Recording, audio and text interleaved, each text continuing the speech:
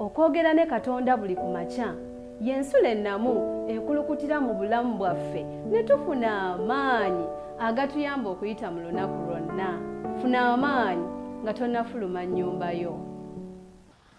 Omulabi waffe owa 3APN njagala okulamusaako enkyene eya leero nga nkwebaza olw'okwekuumira ku program ensulo ey'enkya. Njagala okwebaza naawe atugoberera ku YouTube omukutu gwaffe ogwa Avento Production tikyokola kya ttendo. Twagala okwebaza Katonda atukuumye okuyita mu kiro ntuba nga tukyasa omukooka obulamu. Akubuuzaako si mulala nze Mbabazi Joy okuva mu The Divine Melodies Choir Wakiso Namusera. Nga tetunagenda mu kyakuyiga ekyenkyene eya leero, nsaba oluyimba luno lukuteeketeeke ebirowoozo, oluyimba oluli ku nnamba 7. Mukama akuwa omukisa ng'oluwuliriza.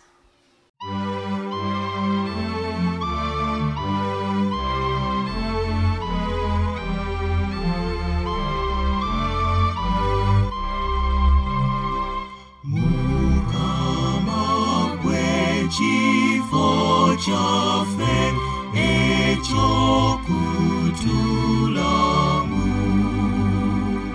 mu mirembe n'emirembe era lwazi lwaffe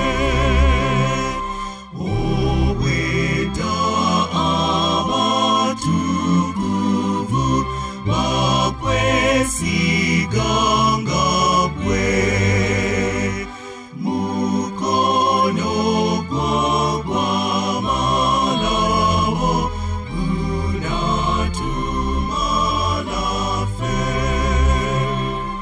ensinga tendatondebwa ebintu nga mpawo etaneta goba bumu Katonda tavawo emyaka olukumi gy'oli lwe lunaku lumu gikulukutanga amazzi agayita mangu n'ebintu byonna eby'omu nsi biyita bwe bityo. Leero tuba nabyo naye gyo nga biweddewo. Mukama gw'ekifo kyaffe eky'okutulamu mu mirembe n'emirembe era lwazi lwaffe.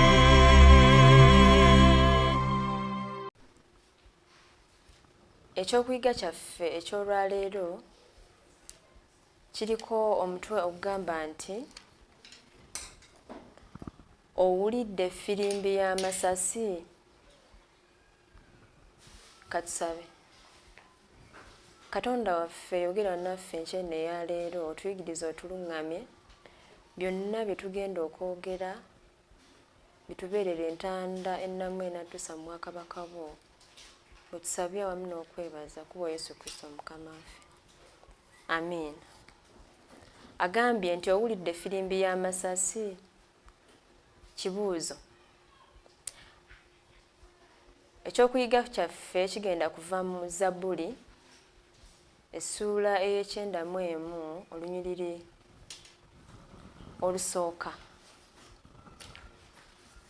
awagamba nti Zabbuli ey'ekyendamu olunyiriri olusooka wagamba nti atuula mu kifo ekyekyama ekyoyo ali waggulu ennyo ye anaabeeranga wansi w'ekisiikirize eky'omuyinza w'ebintu byonna. Nsaba oneegatteko nga bane wamu naawe emboozi eno erimu omuvubuka tulabe Katonda engeri gye yakuumamu ono omuvubuka mu mbeera gye yayitamu n'amukuumira wansi w'ekisiikirize kye. Agamba nti bwe natuukiriza obuweereza bw'amagye obw'ekiragiro mu nsi yange tewaaliwo lutalo, n'olwekyo simanyi ntiisa y'ekifo ekyokulwana ekya Nnamaddala.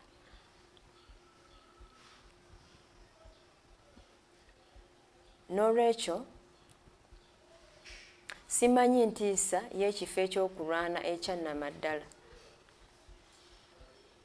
Bwe kiba okuwuluguma kw'emmundu, okubwatuka kw'emmundu ez'ekika kya machine gun oba eddoboozi lya zibbomu namuzisa. Naye mmanyi bwe kiri okuwulira era okumpi ennyo okwesooza kw'amasasi agaayita waggulu ku mutwe gwange. Ng'omusawo nalina okuyambako ne ttiimu y'abadduukirize mu dduyiro ogw'okukuba amasasi. Mu nkambi y'amagye olunaku lumu kapiteeni wa kampuni yaŋŋamba nti Pierre, jangu tugende mu fuleegi ogenda kuwulira okwesooza kw'amasasi. Era bwe kyali bwe twali mu fuleegi ogwo fuuti nga 2 okukka wansi ogwali gusimiddwa okumpi ne gye baali bagenda okukuba amasasi.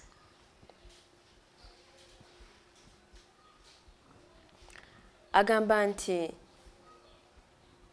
olwo ne tuwulira okwesooza kw'amasasi ku mitwe gyaffe kyali kyewuunyisa, gaayitanga mu mpewo, olwo n'owulira eddoboozi ery'engeri ey'enjawulo ennyo eritiisa, naye ku mulundi ogwo tegaali ga bulabe n'akatono. Agamba nti twakuumibwa mu fuleegi. Katonda waffe basebo ne bannyabo mweteefuteefu okutukuuma kasita tuba n'okusalawo mu mitima gyaffe mu ebyo bye tukola, era ne tumuteekamu obwesige nti mu ebyo bye tuyitamu oba byatusuubiza bulijjo wa mazima. Yeeyongerayo n'agamba nti Zabbuli eya 91 olunyiriri olwokutaano wagambira nti tootyenga lwa ntiisa ya kiro newankubadde akasaale akagenda emisana. Katonda waffe mweteefuteefu basebo ne bannyabo okutuyisa mu ebyo ebirabika ng'ebikaluba ng'ono omuvubuka. Agamba nti mu kiseera ekyo tewabangawo mmundu za muliro ezaayinzanga okulasa amasasi nga bwe yawulira, wadde n'omulundi n'ogumu tewaali ssasi lyesooza eryayita ku mutwe gwe, wabula okuwulira okwesooza kw'obusaale nga buyita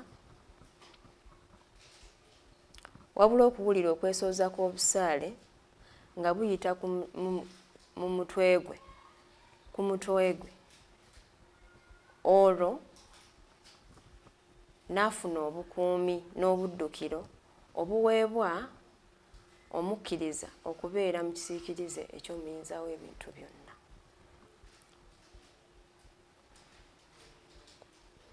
Basebo ne bannyabo, nga Katonda bwe yalina bano abavubuka n'abakuumira wansi w'ekisiikirize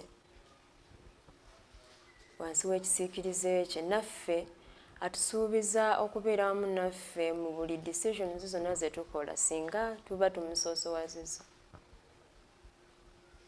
Si nsonga oyinza okuba oyita mu mbeera efaanana etya, si nsonga oyinza okuba oyina stress z'amabanja, weewaawo school fees, olwazizza, abamu tufiiriddwa mu ngeri emu oba endala. Njagala okukakasa nti Katonda ali wamu naffe.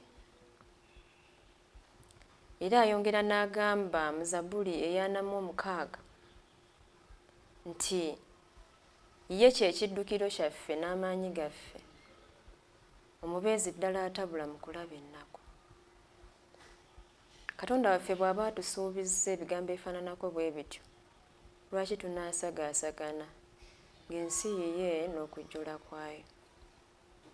Mu byonna by'okola soosowaza Katonda naye anaakuwanguza. Mukwano gwange, nsaba mu byonna by'okola fumiitiriza nti Katonda muwadde kifo ki, Katonda mu byenkola afunye kifo ki, Katonda annyamba ki mu bulamu, kale gwe omutwala otya mu bulamu bwo. Nsaba mukwano gwange ozimbe enkolagana wakati wo ne Katonda wo, omutegeeze ebyo ebisoomooza mu bulamu bwo, omutegeeze ensonga eziganye ezikulemesezza omumusemberera, omutegeeze nti waliwo embeera gy'oyitamu etategeerekeka, asobole okuyimirira naawe mu lugendo olw'obukristaayo, kubanga ebisoomooza mu nsi bingi, weewaawo ebimu bye tutalaba naye nga weebiri. Ensinga egenda ezingibwako bingi ebijja okubeerawo, naye atusuubizza nti totya lwa ntiisa ya kiro newankubadde akasaala akagenda emisana. Katonda waffe mwesigwa era wa mazima, ekigambo kye bwe kifuluma tekiddiraawo. Basebo ne bannyabo tufeeyo okulaba butya bwe tuyinza okuzimba enkolagana yaffe ne Katonda waffe. Nkiddamu nti si nsonga oyinza okulaba ng'ensi eringa eweddewo, ng'olinga alekeddwawo, ne mu muyaga gw'oyitamu gwe simanyi, weewaawo naawe gw'otomanyi, waliwo ogujja mu maaso gw'otomanyi engeri gye gugenda okubeera. Ne Katonda mweteefuteefu okuyimirira naffe mu mbeera eyo. Agamba nti nkyawa olutalo era kisingako obutalwetabaamu, ne bwe kiba kinkakatako okukikola, mbeera eyo gye bajjanjabira abakosebbwa bawone, banunulwe mu kufa ko n'okuggyayo abakosebbwa baleme okufa. Wadde nga nalina okussa obulamu bwange mu katyabaga ku lwabwe, basebo ne bannyabo, eyo y'engeri Katonda gy'asenvuzaamu abantu. Agamba nti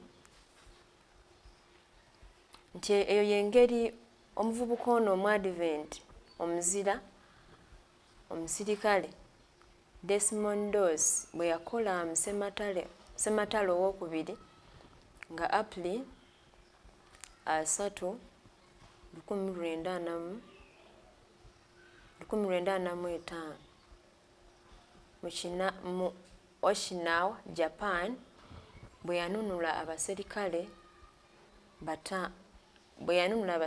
75 abaakosebwa. Ku nkomerero y'olutalo olwo, Pulezidenti wa America Harry S. Truman n'amuwa engule. Basebo ne bannyabo, londawo leero ky'oyinza okukola ku lwa Katonda. Katonda akuyita obeeko ky'okola ku lulwe ng'obudde tebunnayita. Akuwadde omukisa olondewo onaaweereza Bayaali oba ye. Basebo ne bannyabo, Katonda bw'akuwa omukisa fubanga nnyo gukozesa kubanga tomanya kaseera lirova mu nsi. Fuba nnyo okweraga ng'osiimibwa Katonda ng'omuvubuka ono. Abaagalwa, kyekiseera tufeeyo okulaba nga tusoosowaza Katonda mu nsonga ez'ebyomwoyo. Si nsonga ensi eyinza okuba ekuvuga sipiidi, eby'ennaku zino byanfuna, tunoonya byanfuna kubaako we tubeera awo tubeere obulungi. Naye mu byonna by'okola fumiitiriza ku ngeri Katonda gy'akuwaddemu omukisa ogw'obulamu, era olowooze nnyo lwaki ayagala omuweereze. Olowooze nnyo lwaki obulamu obwo abukulekedde. Olowooze nnyo ku mbeera gy'akuyisizaamu weewaawo emabega. Basebo ne bannyabo, ensi gye tulimu si yaffe. Wano we tuli si waffe, tuyinako ewaffe. Agamba nti tewali kyetaagisa lutalo leero okuwulira okwesooza kw'amagye g'omubi agatwetoolodde, so era si mbeera ya butemu gye tuwulira. Tuyinza obutawulirawo njawulo, naye tumanyi nti Katonda kye kiddukiro kyaffe. Oyinza obutawulira njawulo weewaawo ng'omuwandiisi ono bw'agambye, ng'olaba Katonda alinga atazzeemu kusabako. Osabye n'osiiba, omutegeezezza ensonga zo mu mbeera yonna, omukoowodde naye alinga atakuwulira. Agambye nti tuyinza okuwulira, tuyinza obutawulira njawulo, ne Katonda ali ku luuyi lwaffe. Basebo ne bannyabo, Katonda atusuubiza nti newankubadde oyinza okusaba n'otoddibwamu essaawa eyo, naye Katonda aba awulidde era alina enteekateeka eri obulamu bwo. Nsaba okkirize obulamu bwo obuweeyo eri Kristo mu ebyo by'oyitamu. Sifuddeeyo biyinza okuba nga ne bwe mbirowoozaako nnyinza obutabitegeera, naye Katonda eyatutonda amanyi kye tuyitamu. Si nsonga oyinza okuba weeraliikiridde kyenkanawa, ne Katonda alina solution ku ebyo ebigenda mu maaso. Agambye tumanyi nti Katonda kye kiddukiro kyaffe era obwekweko bwaffe eri abo abakkiriza era ne bamwesiga. Nsaba oganye weesigisa obulamu bwo Katonda, naye anaakuwanirira. Mu byonna by'okola fuba okulaba nga omusoosowaza, fuba okulaba nga weekuumira mu kisiikirize eky'omuyinza w'ebintu byonna, naawe onoofuna omukisa. Agambye nti leero osobola okwesiga nti waliwo Katonda mukulu afaayo gy'oli era akununula okuva mu bulabe. Ng'omuvubuka ono eyeewaayo ku lwa Katonda eyanunula abaserikale 75 abaakosebwa, mu mutima gwe agamba ye akyawa ekiragiro kyonna ekireetawo okufa. At least ye yandisazeewo abeere eyo gye bajjanjabira abakosebbwa bawone, banunulwe mu kufa ko n'okuggyayo abakosebbwa baleme okufa. Nsaba leero mukwano gwange olondewo ki ky'oyinza okukola ku lwa Katonda ng'omuvubuka ono bwe yeewaayo n'afuna obukuumi wansi w'ekisiikirize eky'omuyinza w'ebintu byonna. Nsaba naawe ekisa kya Katonda n'engabo ya Katonda ekubeereko, okkirize okugenda yonna Yesu Katonda gy'ayinza okukutuma ng'omusirikale ono Omwadventi eyasalawo okubaako kyakola ku lwa Katonda anunule abantu be. Basebo ne bannyabo, Katonda si wa luyoogaano. Katonda ayagala okola ekintu nga weeyagalidde. Ataddewo mu kitabo kye Bayibuli agamba nti ntaddewo obulamu n'okufa, alondako. Basebo ne bannyabo, Katonda bw'atyo bw'ali. Kyenva nsaba era nga neegayirira nti kkiriza obeeko ky'okola ku lw'omulimu gwa Katonda. Oyinza okusalawo okuba omubuulizi, oyinza okusalawo okuba omusawo ku lwa Katonda ng'onunula bantu, oyinza okusalawo basebo ne bannyabo okuba omusumba, oyinza okusalawo okuba omuyimbi. Abayimbi tulina bangi, waliwo ab'ensi abayimba ennyimba zo zesinza kulowoozaako kubanga tezinteeka mu mwoyo. N'abayimbi benjogerako nti ng'osazeewo oyimbe ku lwa Kristo, n'obubaka obuli mu luyimba olwo nga busobola okununula abantu, nga busobola okubanyigaanyiga ebiwundu weewaawo n'okubagumya mu mbeera gye baba bayitamu. Kyonna ky'oyinza okusalawo, oyinza okusalawo ku lwa Katonda, byonna bisoboka. Neegayirira tubeere bawulize mu mbeera eyo. Nsaba tugende wamu mu kitabo twongere okusoma mu kitabo kya Zabbuli. Zabbuli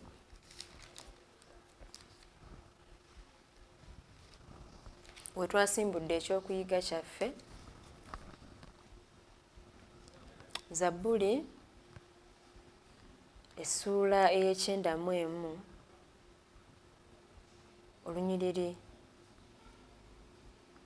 olusooka.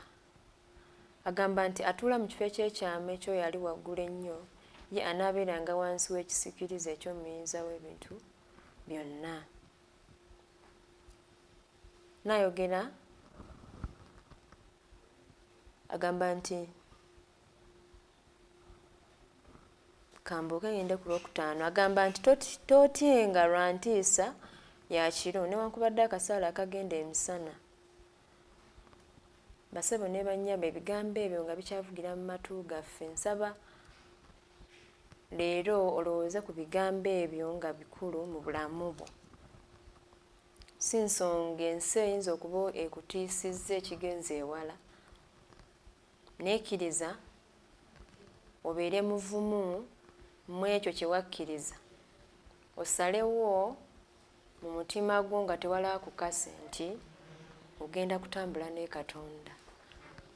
Si nsonga ensi eyinza okukutiisa, abantu boogera ebintu ebijja ku mulamwa. Basebo ne bannyabo, bingi ebyogerwa, naye Katonda mwesigwa era atusuubizza obutatya. Tunywerere ku kigambo, bwe tutyo tunaafuna obuvumu n'obuyinza obw'okubeera wansi w'ekisiikirize eky'omuyinza w'ebintu byonna. Basebo ne bannyabo, nsaba Mukama abawe omukisa, tuganye Omwoyo Omutukuvu akole mu ffe n'olw'ebigambo ebyo. Kwe kusaba kwange awamu n'okwegayirira nga nzikiriza nti Katonda agenda kukola ekyenjawulo mu bulamu bwaffe. Mukama akuwa omukisa n'olw'ebigambo ebyo. Katusabe. Twagala okwebaza Mukama kubanga oyogedde wamu naffe enkyene eya leero tulina obukakafu nti mu mbeera ze tuyitamu olina ensonga lwaki weeziri. Twagala okwebaza nti waliwo abantu abayimiriddewo ku lw'omulimu gwo, waliwo abantu abeewaddeyo olw'okuweereza. Tukkiriza nti naffe ekyo kye twandikoze, naye olw'obunafu n'okutya Setaani kwaleeta mu ffe tulemererwa. Kyetuva tukoola Omwoyo Omutukuvu Mukama atuluŋŋamye okuyita mu ebyo, tusale gonna okulaba nga tugoberera ggwe. Tubeeko kye tukola olw'omulimu gwo ssebo. Bw'oliba okomyewo osinkane ekibiina ekinene nga kikulinze. Katonda waffe tubeere buli omu ng'afuluma kubaako ky'akola. Mukama mukulembere, obuyinza bwo n'ekisa kyo bitubeere n'enkyene eya leero n'okweyongerayo. Kwe kusaba kwange awamu n'okwebaza byonna nga mbiyisa mu mwana wo Yesu Kristo Mukama waffe. Amiina. Nsaba Mukama akuwa omukisa mukwano gwange olunaku olulungi. Okwogera ne Katonda buli ku makya y'ensula ennamu ekulukutira mu bulamu bwaffe ne tufuna amaanyi agatuyamba okuyita mu lunaku lwonna. Funa amaanyi nga tonnafuluma nnyumba yo.